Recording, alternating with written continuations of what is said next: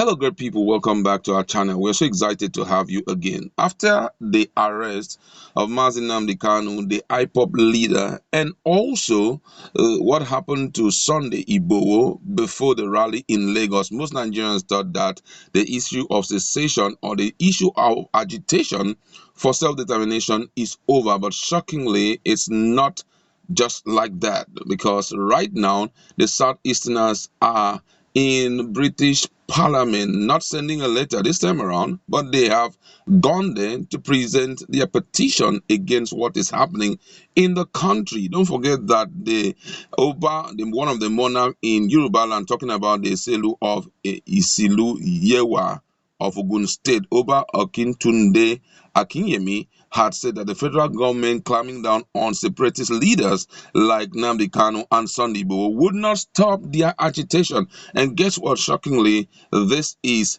as true as the word real. But before we give you full details of what transpired at the British Parliament, we'd like to encourage you to please subscribe to our channel by clicking on the red subscribe button and also on the bell icon so that you can get notification anytime we publish our videos. All right, let's look at the news in detail. Igbo leaders in United Kingdom have stormed the British Parliament with a petition against the government of President Muhammadu Buhari. The group called on the House of Lords and members of the British Parliament to come to the aid of Igbo of the Southeast and other regions. In the letter, according to the group, Buhari's government has allowed security agents to continuously kill and maim Igbos in Imo State and other parts of the southeast. The group, which carry placards with different inscriptions as they protest at the parliament, also said that Christians have been killed in Kaduna State, Middle Belt, South, and Southeast. According to their statement, I quote, he said, "It has been a long time for all of us to come together. Now we are here. This is the British Parliament, House of the Commons and House of Lords, the mother of Parliament." That was what the leader of the group said in a viral video. He went further to say, "This is where democracy started and where it would probably never ever end. We are bringing this letter because of what we are suffering now in Igbo land, what the Southeast and other regions classified only as genocide." He went further to say people are being killed on a daily basis.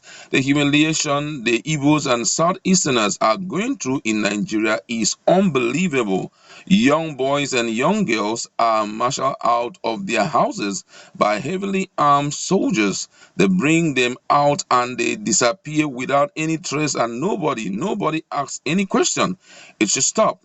It must not be allowed to continue in this current century that we are living. We are appealing to the House of Commons, to the members of House of Lords.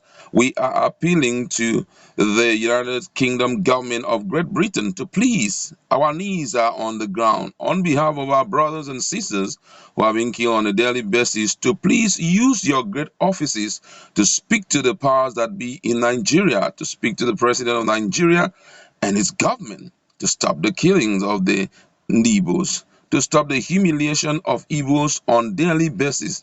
Imagine that people driving on a public bus and they are stopped at the police and army checkpoint. Every single passenger in the bus steps out with their hands held high, and you do that on a daily basis.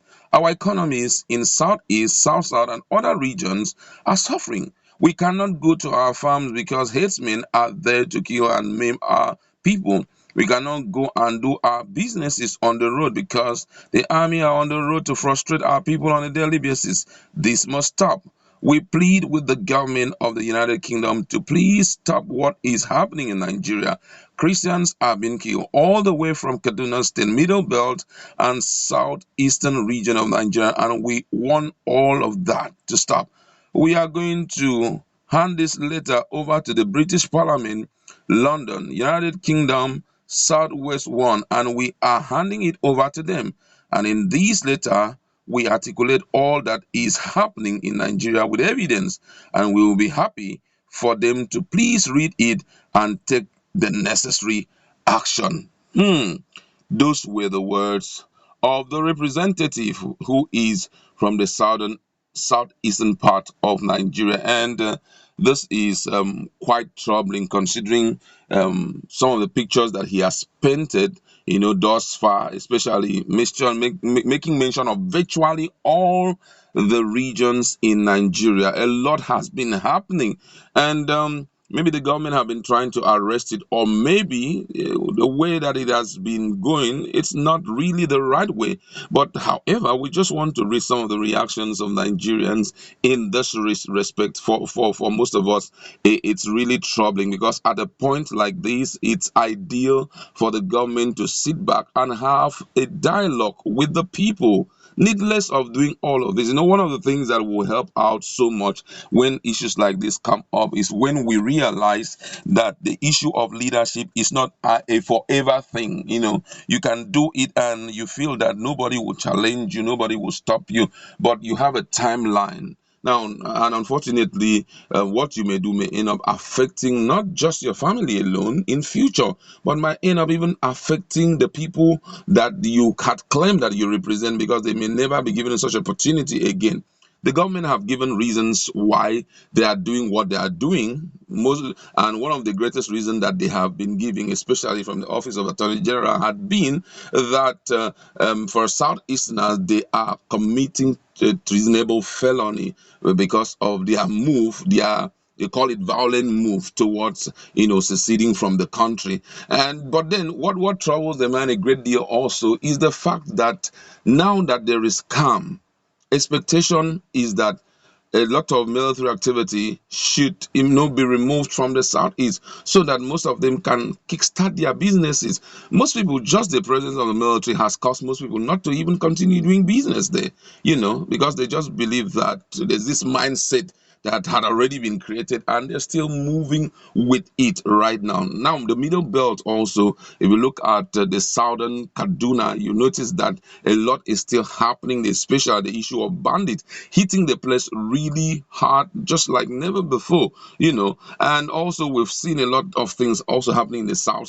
Sometimes it comes in form of unknown gunmen. We've seen it in the southwest also, but most fingers are still pointing at one direction. Now, I feel that as at this time, the government needs to reconcile a lot of things, because the truth is that this is democracy, and being that it is democracy, it revolves around the people. Being that it revolves around the people, dialogue should be the major thing, major instrument used, to cure some of these hard pains that had hitherto been presented everywhere, in the world. Nigerian out there seems not to have a good name, and I feel that no matter what, we need to sit down together as a region, as a people, sit down, talk to the government, and the government also should learn to listen, so that we can correct some of this ill. It's no more very comfortable as we expect, you understand, because the rate at which these guys are talking seems not to be so good. But then let's look at what Nigerians have to say. This one says, "Thank you very much for taking this bold step for us. We are tired of what the militarization of the Southeast. This is not the way to handle people.